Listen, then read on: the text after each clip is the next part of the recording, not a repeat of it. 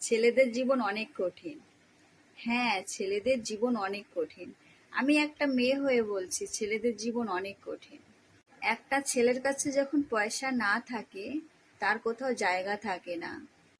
তার বন্ধু বান্ধব বা প্রিয়জন বা আত্মীয়জন, বাইরের মানুষের কথা বাদই দিলাম, বাড়ির মানুষের কাছেও জায়গা থাকে না। তাই আমি বলবো, যত পারো টাকা ইনকাম করো। তাই আমি মনে করি একটা ছেলের আসল পরিচয় হচ্ছে টাকা। একটা ছেলের কাছে যদি টাকা না থাকে, তার কোথাও জায়গা থাকে না, এমনকি তার বাড়িও না।